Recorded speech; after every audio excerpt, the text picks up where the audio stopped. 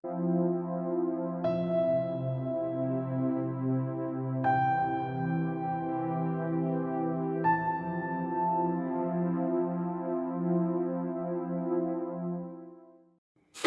noite a todos e que a paz do nosso Divino Mestre nos envolva hoje e sempre. Nós estamos aqui reunidos para que possamos, dentro de breves momentos, estudarmos um pouco ou falarmos a respeito de um trecho do Evangelho do nosso Mestre Jesus. É importante que nós entendamos o que o nosso Mestre quis nos ensinar, quis nos transmitir. E hoje nós vamos conversar sobre um trecho do Evangelho cujo título é muito interessante. Chama-se Verdadeira Pureza e Mãos Não Lavadas. Interessante esse título, né? Mas essa passagem ela está contida no capítulo 8º do Evangelho segundo o Espiritismo e é referente ao tema das bem-aventuranças ensinadas por Jesus. Entre as bem-aventuranças, uma delas é quando ele disse: bem-aventurados puros de coração, porque eles verão a Deus. Então, no estudo desse tema, os espíritos discorrem, nos ensinam que a pureza do coração é inseparável da simplicidade e da humildade, e exclui todo pensamento de egoísmo e todo orgulho. Então, quem é simples e humilde não pode ser egoísta e não pode ser orgulhoso. Os Espíritos nos dão essas orientações. Mas para entendermos essa afirmativa de pureza do coração, nós vamos buscar lá em Mateus, no capítulo 15, capítulo 1, versículo 20. No capítulo 15, versículos de 1 a 20. E o trecho diz o seguinte, está inclusive lá no Evangelho segundo o Espiritismo, que que devemos ler com clareza, com calma, com tranquilidade, para entendermos todas as citações que Jesus nos faz ali. Então tem lá escrito: então os escribas e os fariseus, que tinham vindo de Jerusalém, aproximaram-se de Jesus e lhe disseram: por que violam os teus discípulos a tradição dos antigos, uma vez que não lavam as mãos quando fazem suas refeições? Olha o que os escribas e os fariseus foram perguntar para Jesus. Lógico que Jesus respondeu à pergunta deles. Mas antes de nós citarmos qual foi a resposta de Jesus, é importante que nós analisemos quem eram esses fariseus, quem eram os escribas. Os escribas eram assim chamados, quer dizer, os escreventes, os que escreviam. Eles tinham o cargo de escrever e de explicar a lei. Eles eram os doutores da lei. Eles ensinavam a lei de Moisés, interpretavam e mostravam para o povo a sua interpretação, a interpretação daquela lei. Era isso que eles faziam. E Jesus, quando ele falou aos escribas e aos fariseus, ele juntou os escribas aos fariseus, porque eles, tanto escribas como fariseus, partilhavam dos mesmos princípios. Princípios que eles adotaram e que passavam para o povo, mas os escribas e os fariseus, eles não gostavam de novidades, eles não gostavam de inovações. Eles seguiam fielmente a Escritura da forma como eles entendiam. Então, os escribas e os fariseus eram adeptos de uma seita judia que foi fundada nos anos 180 até 200 antes do Cristo. E essa seita nasceu na Babilônia. Eles foram perseguidos, muito perseguidos, mas recuperaram o poder, né? E foi conservando esse poder até a queda de Jerusalém, que se deu 70 anos depois de Cristo. Aí essa seita desapareceu e os judeus se dispersaram. Então é importante que nós entendamos quem são essas pessoas. Agora, por que Jesus, nós vamos mostrar a resposta, respondeu para eles de uma forma assim tão dura?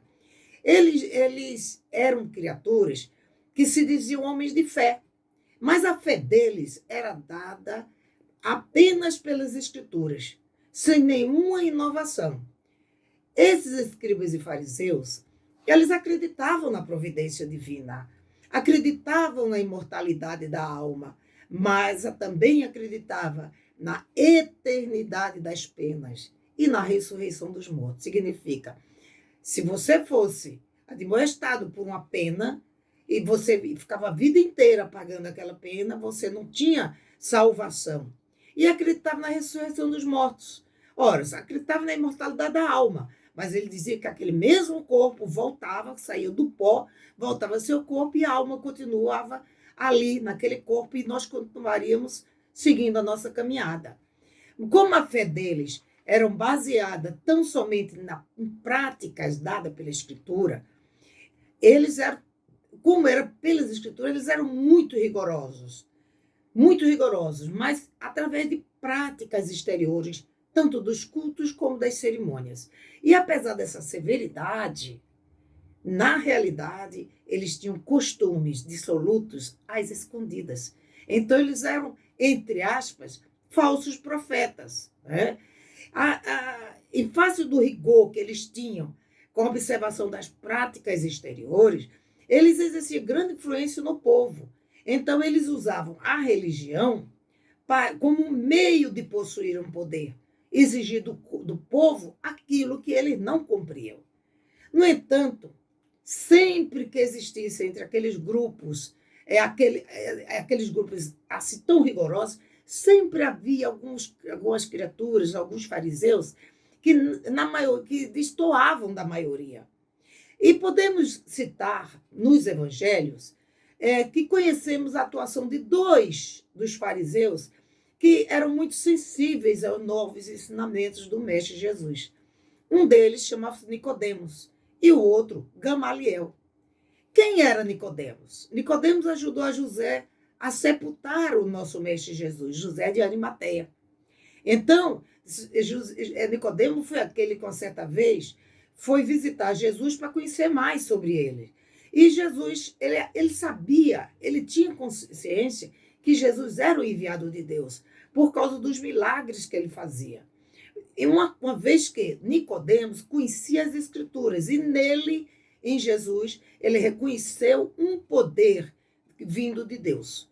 Quer dizer, ele sabia que tinha alguma coisa que não era simplesmente aquilo que ele conhecia nas Escrituras. Então, Nicodemos uma vez perguntou a Jesus, fez uma pergunta para Jesus, Jesus disse que era preciso nascer de novo para se entrar no céu. Aí Nicodemos perguntou, escuta, como é que um homem crescido pode entrar novamente no ventre da sua mãe? Aí, como os judeus não acreditavam em reencarnação, eles acreditavam na imortalidade da alma, mas não em reencarnação. Acreditavam na ressurreição, que o corpo voltaria a se reconstituir. Como eles não acreditavam na reencarnação, a ideia de nascer de novo para eles era muito difícil, era muito estranho deles entenderem. Então, Jesus explicou que era um nascimento espiritual. Não era um nascimento natural, como qualquer pessoa nasce da sua própria mãe. Em outra ocasião, Nicodemos também, ele era chefe de sacerdotes fariseus. E eles queriam prender Jesus. Aí Nicodemos o defendeu e disse, vamos ouvir primeiro o que ele tem a dizer, vamos ouvir o que é que ele tem a nos explicar antes de condenar. Mas como eles tinham muita inveja de Jesus, aí acusaram que Nicodemos era um analfabeto dentro da Galileia. Esse era o Nicodemos. Então, dentro do que era Nicodemos, um fariseu, o que é que a gente pode aprender com ele? A humildade. Né? Ele foi humilde, ele era um grande líder, mas quis ouvir, ele quis reconhecer que Jesus precisava ser ouvido, que a gente não tem muito conhecimento, de repente eram conhecimentos novos. Então, o que é que ele mostrou para a gente? Que a gente precisa ter a humildade para reconhecer que ainda temos muito a aprender. E Nicodemos ouviu Jesus. E nós também precisamos disso. Ele sabia que Jesus vinha de Deus. E nós hoje queremos conhecer a verdade. E através dos ensinamentos do nosso mestre, nós conheceremos a verdade. Ele falou, ninguém vai ao Pai se não for por mim. Então, Nicodemos encontrou a verdade nas palavras de Jesus. E nós também precisamos encontrar as verdades nas palavras do nosso mestre.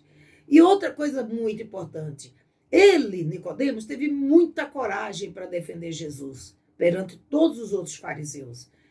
Ele nunca, segundo algumas orientações, parece que ele nunca se assumiu como seguidor de Jesus. Por isso, queridos, é importante que nós, como estudiosos e seguidores das lições de Jesus, que nós precisamos ter coragem para assumir nossa fé perante todas as outras pessoas.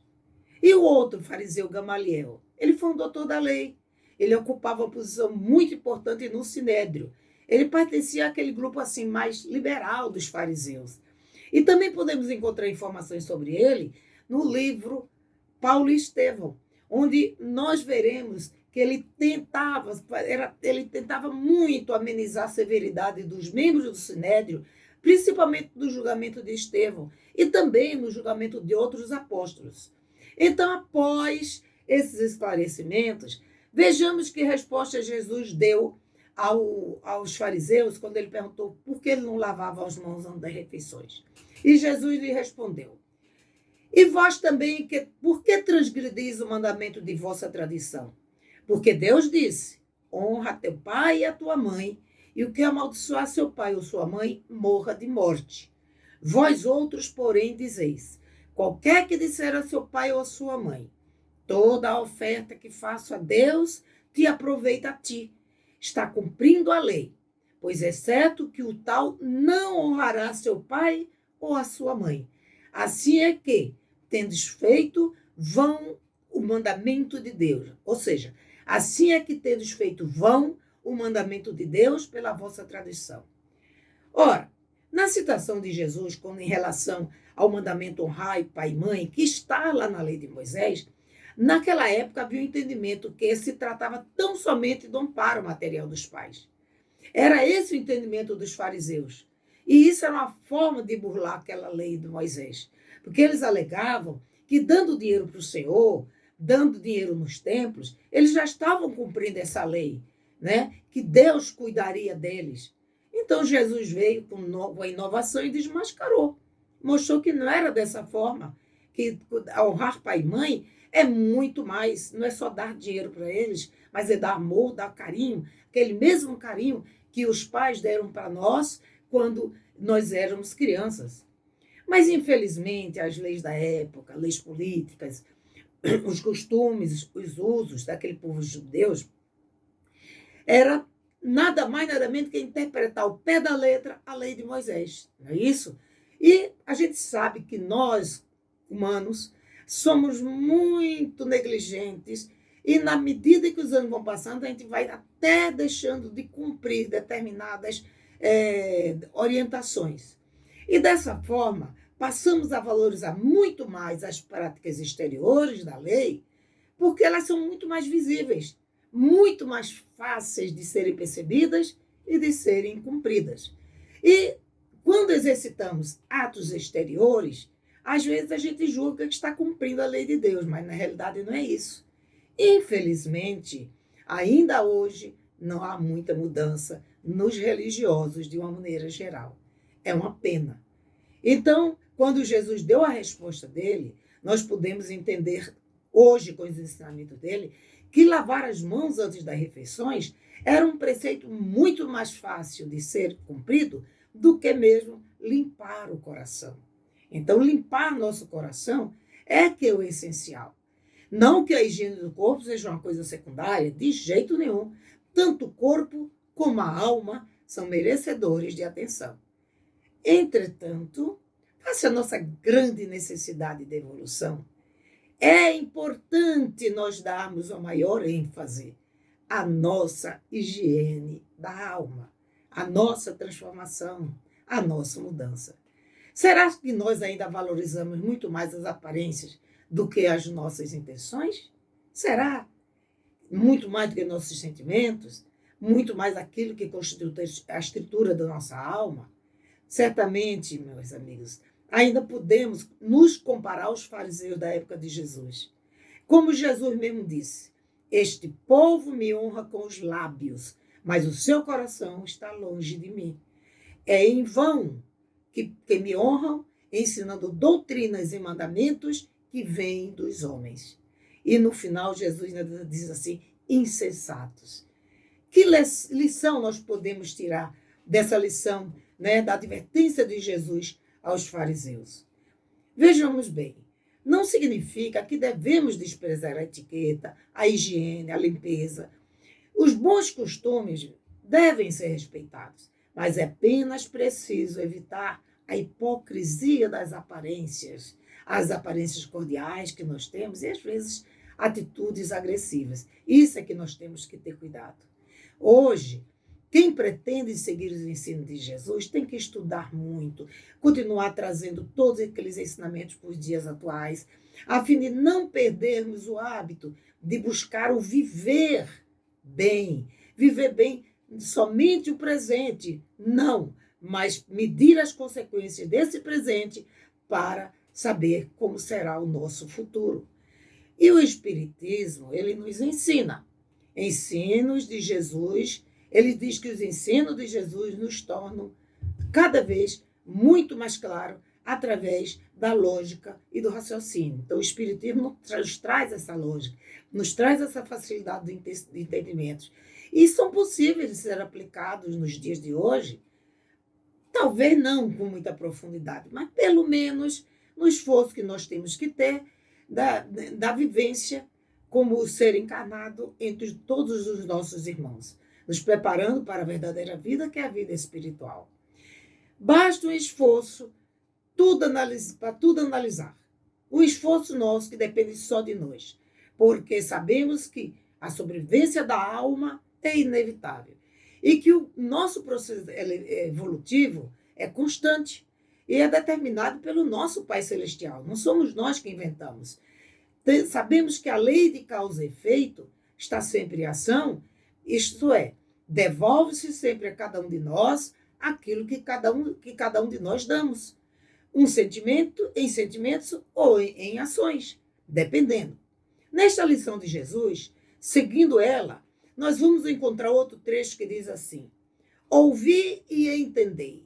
Não é o que entra pela boca do homem que faz o homem imundo, mas o que sai da boca, isto é o que faz o homem imundo. Ora, ele foi bem claro. O que sai da boca, gente, procede do nosso coração.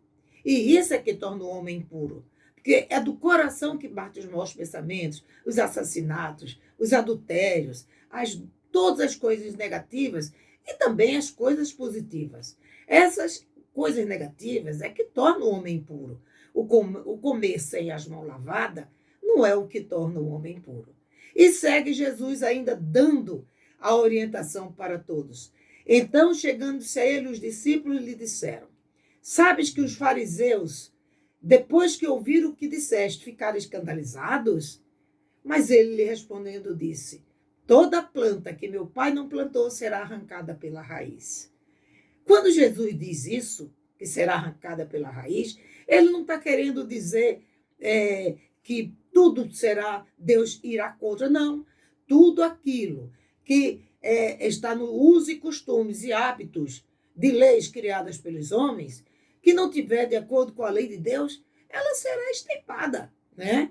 Então, se tudo aquilo que traz prejuízo ao homem, que não beneficia, que não foi criado por Deus, mas constitui-se, faz fazer com que os homens continuem imperfeitos, egoístas, orgulhosos, e será, né, extirpado, até que a terra seja regenerada. Isso é a lei do progresso.